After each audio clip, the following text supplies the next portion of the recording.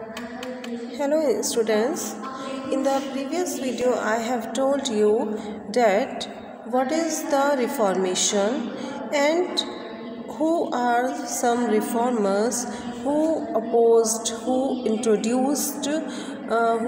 the Catholic Church and who introduced this Reformation, and or you can say Reformation, or you can say this was religious movement. Now in this video we will know what are the causes and effects of Reformation period. Number 1. Money generating practices in the Roman Catholic Church, such as the sale of indulgence. At that time in the Roman Catholic Church there was a action done by clergymen, done by popes, was indulgence. इंडल्जेंसेस इसमें क्या होता था कि उनको ये कहा जाता था कि तुम्हें चैरिटी करनी चाहिए, तुम्हें कुछ ना कुछ पैसे देने चाहिए चर्च को, ताकि आपका स्वर्ग जाने का रास्ता खुल सके। आपने जो पाप किए हैं वो आपके डोनेशन देकर या चर्च के लिए कुछ काम कर कर ही आपके जो है आपका स्वर्ग जाने का रास्ता खुलेगा, आप स्वर्ग जा सकेंगे मरने के बाद। तो this action was called indulgence, और इसकी वजह से क्या था, ब्लैक मनी बहुत ज़्यादा चर्च में बढ़ती जा रही थी। तो ये जो मनी जनरेटिंग प्रैक्टिस थी रोमन कैथोलिक चर्च में, ये जो है कॉज बनी इंडल्जेंस का, ये कॉज बनी रिफॉर्मेशन का। Demands for reform by Martin Luther, John Calvin, Huldrych, Zwingli and other scholars in Europe. और ये कुछ रिफॉर्मर्स हुए हैं, Martin Luther, John Calvin, Huldrych, Zwingli, ये सब रिफॉर्मर्स हुए हैं जिन्होंने डिमांड करी रिफॉर्म करने की, लोगों को जगाया, उन्होंने लोगों को अवेयर किया कि चर्च में जो है ये जितने भी लीगल डीड्स हैं ये सब कुछ चर्च में होते हैं, चर्च अब बहुत ज़्यादा करप्ट हो चुका है। तो उन्होंने डिमांड करी रिफॉर्म की लोगों से। The invention, third point, the invention of the mechanized printing press, which allowed religious ideas and Bible translations to circulate widely. I have told you in the previous video that there was a invention of printing press by there was a invention of printing press, and जो कि जिस printing press की invention की वजह से जो है जो आइडियाज़ थे, जो रिलीजियस आइडियाज़ थे, यानी जो बुक्स थी वो ज़्यादा से ज़्यादा छपने लगी और लोगों के पहुंच में आ गई, लोगों को हर घर में बुक्स पब्लिश होकर जाने लगी, जिसका प्रभाव ये हुआ कि जो है ये प्रिंटिंग प्रेस के थ्रू जो है लोगों में अवेयरनेस आई। The desire of many people to read the Bible, जब लोगों तक ये बाइबल पहुंची, ट्रांसलेशन कर के लोगों तक, उनकी अपनी लैंग्वेज में लोगों तक बाइबल पहुंची, तो लोग उसको पढ़ने की इच्छा करने लगे। The desire of many people to read the Bible in the language they spoke at home rather than in Latin. पहले जो बाइबल थी वो केवल लैटिन लैंग्वेज में थी, लेकिन बाद में जब इसकी ट्रांसलेशन हुई, काफ़ी रिफॉर्मर्स ने बाइबल की ट्रांसलेशन की और फिर इसको प्रिंटिंग प्रेस के थ्रू इसको बहुत सारी बुक्स इसकी पब्लिश करा कर लोगों के घरों तक पहुँचाया। तो जो लोगों ने उसको पढ़ा, लोगों के पढ़ने की इच्छा हुई बाइबल को, और तब उन्होंने जाना कि what is the true Christianity. The desire of many people to rely only on the Bible for religious guidance and not on tradition और करंट टीचिंग्स।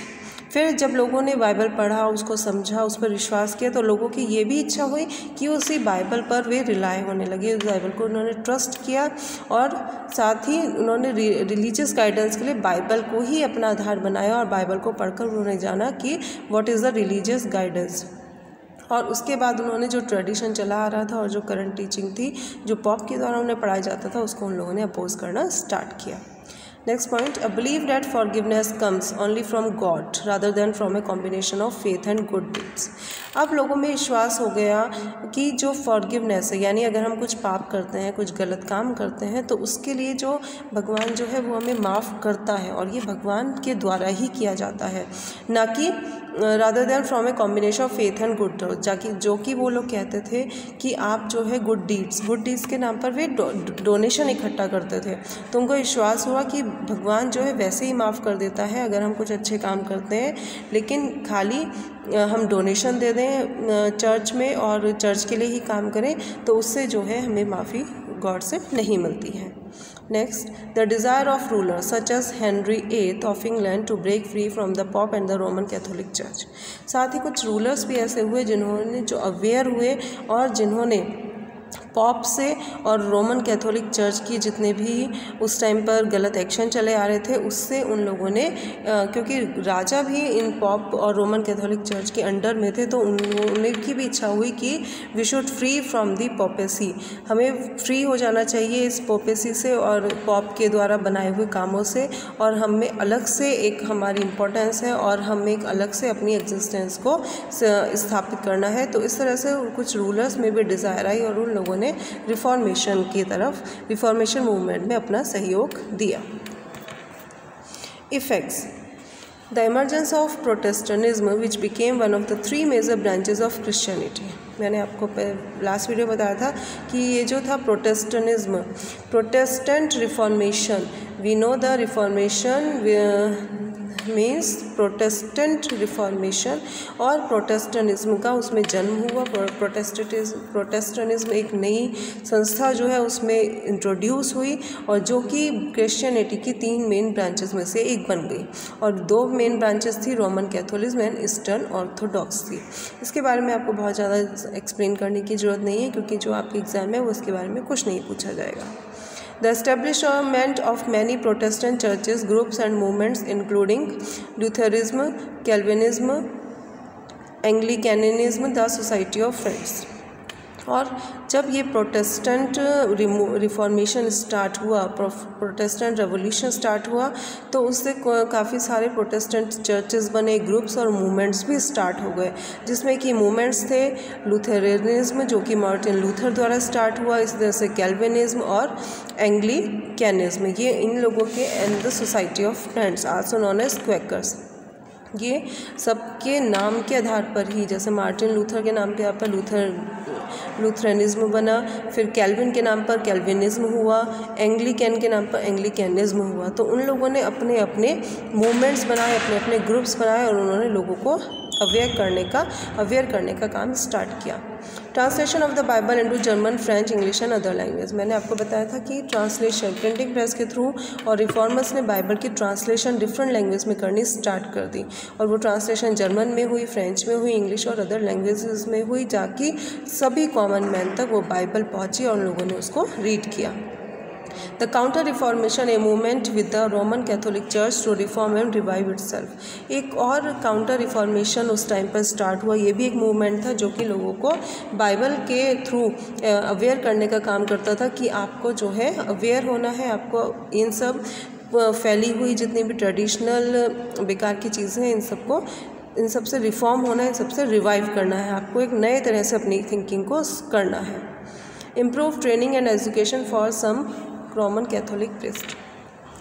और कुछ ये जो रोमन कैथोलिक चर्च है इनमें जो प्रिस्ट थे उन लोगों की ट्रेनिंग और एजुकेशन करके उन लोगों की इम्प्रूव किया गया। The end of the sale of indulgences. तो मैंने आपको लास्ट में बताया था कि इंडल्जेंसेस जो एक चर्च में किया जाता था, एक डोनेशन लेने के नाम पर इंडल्जेंस में, तो ये सब भी इसका एंड हुआ। लोगों ने अवेयर हुई और लोगों ने इंडल्जेंसेस को अपोज किया। Impact of reformation on literature. क्या इफ़ेक्ट हुआ रिफॉर्मेशन का लिटरेचर पर? The reformation was a great 16th century religious revolution in the Christian church which had a notable literary effect. Reformation एक बहुत बड़ा 16th सेंचुरी का एक बहुत बड़ा रिलीजियस रेवोल्यूशन था क्रिश्चियन चर्च में, जिसका एक बहुत ही बड़ा लिटरेरी इफेक्ट हुआ। The impact of reformation was deeply felt in the literature of the 16th century. 16th century का जो लिटरेचर है के लिटरेचर पर बहुत रिफॉर्मेशन का बहुत इम्पैक्ट पड़ा। Sidney, Spencer and Bacon were the great supporters of the reformation. ये सपोर्टर्स थे, सिडनी, स्पेंसर और बेकन, जो बहुत अच्छे राइटर्स भी थे, पोएट्स भी थे। Chaucer was the first great poet who discarded the clergyman. Chaucer पहले ग्रेट पोएट थे जिन्होंने क्लर्जीमैन को डिस्कार्ड किया। And expose their evil deeds in the Canterbury Tales, और अपनी कैंटरबरी टेल्स में जो पॉप द्वारा जो इविल डीड्स किए जाते थे, गलत काम किए जाते थे, उनको एक्सपोज किया। Marlowe's doctor Faustus reveals true reformation spirit. Marlowe की डॉक्टर फास्टर्स में हमें एक सच्चा रिफॉर्मेशन की स्पिरिट देखने को मिलती है। Milton combines the spirit of reformation and renaissance in his Paradise Lost. Milton की Paradise Lost that was an epic who has full of the spirit of reformation and renaissance. Bacon expressed reformation in his prose. Bacon ने भी reformation को अपनी prose में express किया है। All the forms of literature were grown during the age of reformation. सभी तरह के लिटरेचर जो है उस टाइम के रिफॉर्मेशन की एज में उनका विकास हुआ। Drama attain better heights during this period. Drama बहुत ऊंचाइयों तक पहुंचा। Other forms of literature like song, sonnets, poetry, lyric poetry and etcetera were written during the reformation. उस टाइम पर सॉन्ग्स भी लिखे गए, सोनेट्स, पोएट्री, लिरिक पोएट्री सब कुछ लिखा गया। And therefore England known as the nest of singing bird. इसीलिए उस टाइम के पीरियड को इंग्लैंड को क्या किया जाता है, the nest of singing bird. The 16th century holds an important place in the history of England. There were two revolutions during this period that has changed the face of European history. Renaissance and Reformation. ये दोनों ही period साथ साथ हुए। Renaissance was the intellectual revolution and the Reformation was the religious revolution, which prepared the background for the emergence of modern Europe, जो कि एक base बना के इसका मॉडर्न यूरोप के एक नया एक जन्म हुआ मॉडर्न यूरोप का। Reformation ended with the separation of many Europeans nation for the church of Rome and became the basis for the founding of Protestantism. Reformation जो है वो उसकी वजह से क्या हुआ, प्रोटेस्टेंटिज्म का जन्म हुआ रिफॉर्मेशन पीरियड की वजह से। और जो है कई जगह पर जो है चर्च ऑफ रोम, इस तरह से नए नए सेपरेशन हमें देखने में मिले। In short, reformation was the start of intellectual progress. It awoke sleeping man and filled the minds with pure Christianity. Reformation एक स्टार्ट था इंटेलेक्चुअल प्रोग्रेस का, जिसने सोते हुए लोगों को जगाया, अवेयर किया और उनके माइंड को प्योर क्रिश्चियनिटी से भी भर दिया। So thank you students.